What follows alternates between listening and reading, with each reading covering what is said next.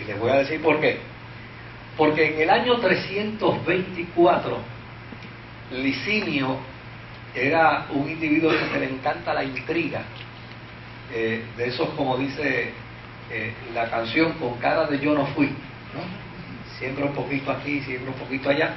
Pues Licinio empezó a evidenciar problemas con Constantino, y finalmente Constantino lo desafió y lo destronó, pero desde luego le perdonó la vida. Pero un tiempo después, Licinio, el suegro de Constantino, quiso levantarse en armas contra Constantino, y entonces lo enjuiciaron por traición y lo ejecutaron. Esto permitió entonces a Constantino hacerse entonces Augusto, no solamente de Oriente, Occidente, sino también de Oriente. Desde luego, esto permitió en gran medida que entonces la Iglesia se solidificara en ambos lugares, con un error garrafal que cometió la Iglesia, y es que como el desarrollo mayor, la fuerza mayor, la visión de desarrollo estaba hacia Occidente, entonces los cristianos de Oriente empezaron a moverse a Occidente para acompañar al imperio, que era obviamente socio, que era amigo, que era compañero, que era entry de la Iglesia. Y desde luego Oriente empezó a ser descuidada. Eso explica hoy por qué razón Oriente está ocupada por musulmanes y está ocupada por ateísmo y está ocupada por religiones budistas y fíjense qué interesante, un lugar digamos como Turquía, que dio grandes hombres de fe. Imagínense si dio grandes hombres de fe que San Agustín, considerado el segundo Pablo de la cristiandad, era de Turquía. Y sin embargo, las poquitas iglesias cristianas que habían en Turquía hoy en día están convertidas en templos musulmanes, en mezquitas musulmanas.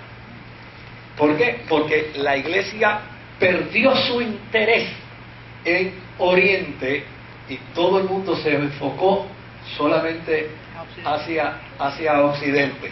Y eso, claro, es lo que pone de manifiesto el por qué la Iglesia finalmente se fortaleció en Occidente, pero se debilitó en Oriente. Claro, hay un dato que pues, no lo vamos a tocar, pero por lo menos lo podemos resumir tal vez en una oración.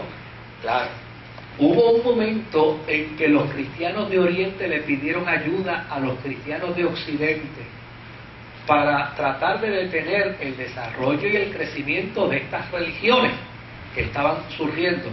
Pero ¿sabe algo? Era mejor estar con los enemigos que con los aliados, porque la gente de Occidente vino y empezó entonces a invadir las tierras de Oriente y a quererlas poseer, e inclusive, pues, porque esto no hay que verlo meramente desde el punto de vista religioso, esto hay que verlo desde el punto de vista político. Era más bien una visión más política que religiosa, y empezaron inclusive los cristianos de Occidente a maltratar a los cristianos de Oriente, y con ese tipo de amigos no se necesitan enemigos, ¿no? Y eso aún debilitó más la Iglesia, el cristianismo oriental. Ahora, ¿por qué adelanto esto para llegar al segundo siglo? O para regresar al segundo siglo. Pues porque llana y sencillamente los emperadores fueron los responsables del dolor, de la amargura, del sufrimiento de la Iglesia cristiana del segundo siglo y del tercer siglo, pero fueron también los responsables de la bendición y de la paz y del desarrollo de la cristiandad después del cuarto siglo. Desde luego, los cristianos en la historia no se han puesto de acuerdo para aplaudir a Constantino o para censurarlo. Hay unos que lo aplauden, hay otros que lo condenan, pero para eso lo que hay que hacer es mirar la historia y cada cual se ubica en la posición que quiera. Yo personalmente, cuando la gente me pregunta ¿qué te parece a ti Constantino?, yo con toda honradez, cuando recuerdo a Constantino, me acuerdo de una profecía en Ezequiel que dice el profeta que Dios traerá de Siria, ¿verdad?, a su siervo, a su ungido, precisamente para salvar a Israel del imperio babilónico, y llama, se me olvida el nombre de a Ciro, ¿verdad?, Darío. Dice que él es ungido, que él es su siervo, y lo trae. Y con toda honradez, con todos y los defectos que pudo haber tenido Constantino, Constantino no es un evangélico, Constantino era un pagano, que como parte de su experiencia y de su necesidad de tener algún apoyo religioso en campañas de batalla, pues obviamente vio en el Dios de los cristianos a alguien que podía ayudarlo a resolver un problema que tenía muy serio. Invocó al Dios de los cristianos, salió airoso de la batalla y como resultado de ello, entonces inscribió el Estado bajo las actas de la Iglesia cristiana y declaró a la Iglesia cristiana la compañera del Estado. ¿Que eso trajo grandes crisis a la vida de la Iglesia? Sí, oiga, pero por el otro lado, si la Iglesia se deformó por boba,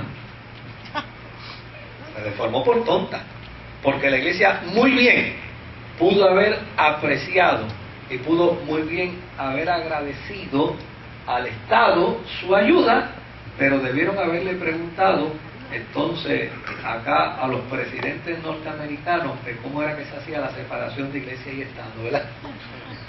Para que entonces no se involucraran en el proceso de vincular al Estado con la Iglesia y a la Iglesia con el Estado, que fue lo que realmente trajo el gran desatino dentro de la historia de la cristiandad.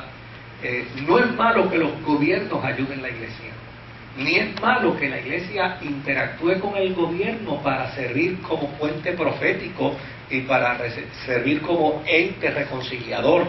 El problema es cuando el Estado se introduce dentro de la Iglesia como si fuera parte de la Iglesia y la Iglesia se introduce dentro del Estado como si fuera parte del Estado. Ese es el problema. O sea, cuando yo veo hoy en día que alguna gente invoca la separación de Iglesia y Estado, yo digo, ese no sabe ni de lo que está hablando. Porque hoy invocan la separación de Iglesia y Estado para conveniencias políticas. Ya necesariamente para conveniencias políticas. Pero la separación de Iglesia y Estado en el espíritu de la ley, lo que tiene como propósito es que el Estado no interactúe como Iglesia, ni que la Iglesia interactúe como Estado. Ese es el propósito. O sea, nos podemos saludar, podemos orar juntos, podemos cantar juntos, podemos bendecir a Dios juntos, pero a la hora de presentarnos como ciudadanos de un país, yo soy el pastor y el gobernador es el gobernador. Ese es el propósito de la separación de Iglesia y de Estado. Pero entonces, en Puerto Rico hay 2 o 3 políticos sinvergüenza que entonces aprovechan el concepto de separación de Iglesia y Estado para patrocinar la inmoralidad, para patrocinar la perversión, para patrocinar la corrupción. Y ahora mismo, de hecho, un paréntesis, están traqueteando con el Código Civil de Puerto Rico para deformar el concepto de familia, y cuando la Iglesia dice, hey, un momentito, yo también soy ciudadano,